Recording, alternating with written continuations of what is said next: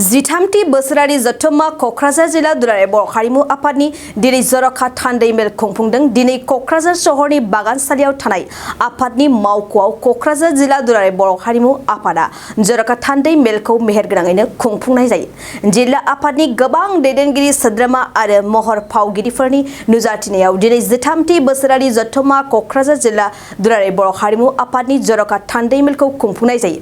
मिन्थिनाय बादिब्ला बे जथुम्मानि जर'खा थान्दै मेलावनो क'क्राझार जिल्ला दुलाराय बर' हारिमु आफादनि गोजाम आफादखौ सिफायनानै गोदान आफाद दाफुंनाय जायो। गोदान आफादाव गासैनिबो आबुं हेफाजाबजों आफादगिरि महरै सोमदोन औवारी आरो गाहाय नेहाथारि महरै अनिरुद्ध ब्रह्मखौ सायख'नाय जाबाय। बिसोर सानै बिबानगिरियानो क'क्राझार जिल्ला दुलाराय बर' हारिमु आफादखौ माखासे बोसोर दैदेनगोन।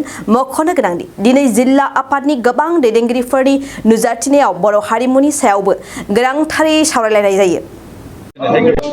खुलुमबाय बयनिसिमबो जे जों दिनै क'क्राझार जिल्ला दुलाराय बर' हारिमु आफादा जे सानसेनि हाबाफारिजों जे स्पेशल कन्वेन्सन एबा जर'खा थान्दै मेलखौ लानाय जादों आरो बे जर'खा थान्दै मेलखौ जोङो फुंनि हाबाफारि फिरफिला उरायहोनाय मुंख्लं एबा जोंनि रुंसारि बिथांमोननो मान बावनाय बे हाबाफारिखौ जागायनानै जोबलांबाय आरो जोङो जर'खा थान्दै मेल बेखौबो जुथुमनानै जोङो दिनै क'क्राझार जिल्ला दुलाराय बर' हारिमु आफादा गोजाम मावफुं आफादखौ सिफायनानै जों दिनै गोदान मावफुं आफाद दानानै होबाय। बे जोंनि जे जे मावसमा बोसोरथाममोन, नाथाय दिनै बोसोरसे खावसे समल' जादोंमोन। बेनो जाहैबाय जे थांनाय 7 मे खालारखालि दुलाराय बर' हारिमु आफादनि जे जर'खा थान्दै मेलनि गेजेरजों उदालगुरि जिल्लानि जे खैराबारियाव जानाय बे जर'खा थान्दै मेलाव आं दुलाराय बर' हारिमु आफाद क'क्राझार जिल्लानि आफादगिरि दंमोनब्लाबो आंखौ दुलाराय बर' हारिमु आफादनि गाहाय नेहाथारि बिबानाव सायख'नायनि थाखाय आङो आरो 28 मे खालि दुलाराय बर' हारिमु आफादनि गाहाय नेहाथारि बिबानखौ रुजुनानै लानांनायनि थाखाय आङो दिनै क'क्राझार जिल्लानि जे आफादगिरि बिबानखौ आङो दिनैनि जे जर'खा थान्दै मेलनि गेजेरजों आङो मावफुं आफादखौ सिफायनानै आङो बिबानगिरि बिथांमोननो जे गोदानै दाफुंफिननानै होनाय जाहैबाय। बिथांमोनानो जाहैबाय दिनै जोंनि बारग' गाहाय नेहाथारि सोमदोन औवारी बिथांखौ आफादगिरि आरो जोंनि बारग' बुंथिगिरि अनिरुद्ध ब्रह्म बिथांखौ गाहाय नेहाथारि हिसाबै जोङो मोनसे राफोद मोनसे मावफुं आफादखौ जोङो दिनै क'क्राझार जिल्ला दुलाराय बर' हारिमु आफादा दाफुंनानै लानो हाबाय। जे हारिमु बिथिङाव जोङो दुलाराय बर' हारिमु आफादा गोबां खामानि मावबोबाय आरो गोबां खामानि मावनांगौ दङ।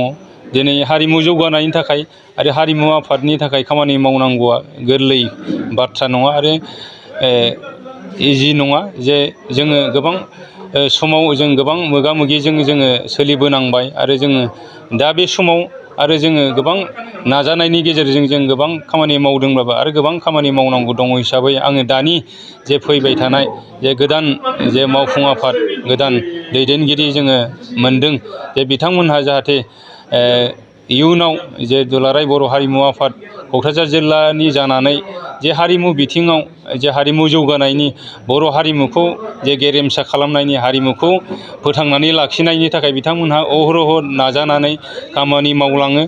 गावनि समखौ होनानै बिथांमोनहा हारिमुनि थाखाय सम होनानै खामानि मावलाङो। आं बेखौ बिथांमोननि सायाव आंहा फोथायनाय दं, गोथौ फोथायनाय दङ, जाहाथे बिथांमोनहा हारिमुखौ जौगाहोलांगोन, हारिमुखौ फोथांलांगोन, हारिमुखौ लाखिलांगोन आरो क'क्राझार जिल्ला दुलाराय बर' हारिमुखौ गोग्गोमै लाखिनानै खामानि मावलांगोनखौ आंहा बिथांमोननि सायाव फोथायनाय दङ। सिगां खुलुमनाय बावहरग्रोबाय। दिनै क'क्राझार जिल्ला दुलाराय बर' हारिमु आफादनि 13थि जर'खा थान्दै मेलनि गेजेरजोंहाय दिनै थान्दै मेलाव सावरायलायनायनि गेजेरजोंहाय आंखौ गोदान आफादगिरि हिसाबै गायसनबाय। आं सिगां समावहाय आङो बे जिल्ला आफादनिनो गाहाय नेहाथारिमोन। दा बयनिबो मददनि गेजेरजोंहाय दिनै आंखौ आफादगिरि हिसाबै गायसननाय जाहैबाय। दा बे आफादगिरि लानायनि गेजेरावहाय आंहा मोनसे आंनि सायाव बिसास आरो फोथायनाय दं जे दुलाराय बर' हारिमु आफादनि संबिधानाव थानानै दे जोंनि हारिमुखौ बबे बिथिंजों लाङोब्ला जोङो जौगाहोलांनो हागोन, बेजों लोगोसेयैहाय जोंनि जिल्ला आफादनि गासै लोगो आफादगिरिफोर गाहाय नेहाथारि गोदान आरो बोसोनगिरिफोरखौ लाफानानै आफादनि गासै मावथिफोरखौ लानानै जोङो बा आङो बे जिल्ला आफादखौ दैदेननानै उननि समफोरावहाय हाबा मावलांनो हागोन आंहा मोनसे फोथायनाय आरो बिसास दङ आरो बे फोथायनाय आरो बिसासजोंनो गोसोखौ दाद खालामनानै आङो बर' माहारिनि बा दुलाराय बर' हारिमु आफादनि सेन्ट्रेल बा मिरुनिफ्रायहाय जायखि निर्देश आरो संबिधानाव जेखौ थिनदों आरो जायखि हाबाफारि फैया मानो बे हाबाफारिखौ मावनानै आङो रेडि होननानै आङो बुंनाय जाबाय। दिनैहाय जोंनि बेहाय मावफुं आफादाव गासै 30सोनि बारा जों मावफुं आफादाव सोद्रोमाखौ जों सोसननानै लानो हाबाय। मानो होननानै बुङोबा जोंहा बेहाय गोबां रोखोमनि सेक्सनेल सेक्रेटारिफोर दं, आयदाफोर दं। दा बे आयदा बायदियावहाय जोङो जोंनि मावफुं आफादनि सोद्रोमाफोरखौ दानानै लानाय जाबाय आरो। धन्यबाद। 2023-24 सोलोंथाइ बोसोरनि थाखाय क'क्राझारनि दतमायाव थानाय सेन्ट फ्रान्सिस जेभियार एइचएस स्कुला नोंथांमोननो लानानै फैदों गोदान मुं थिसननाय।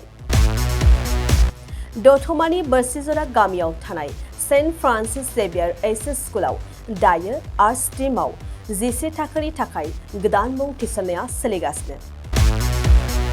बोसोरै फरायसाफोरा मोजां जौखोन्दो लानानै उथ्रिसारनो हानाय बायदिनो बे फरायसालियाव नोंथाङाबो गुनगोनां सोलोंथाइखौ लानो हागोन।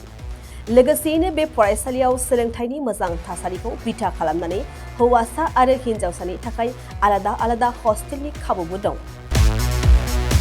गोसो गोनां बिजाथि एबा फरायसाफोरा आर्ट्स स्ट्रिमाव 11 थाखोनि थाखाय मुंखौ सेन्ट फ्रान्सिस जेभियार एइचएस स्कुलाव थिसननो हागोन। मुं थिसननायनि बागै आबुं बाथ्राखौ मिन्थिनोब्ला नैबे मबाइल नाम्बार 7637819350 एबा 6900559217 आव थोंजों सुलाद लानो हागोन। थामहिनबा सेन्ट फ्रान्सिस जेभियार एइचएस स्कुलाव थांनानैबो नोंथाङा सुलाद लाहैनो हागोन।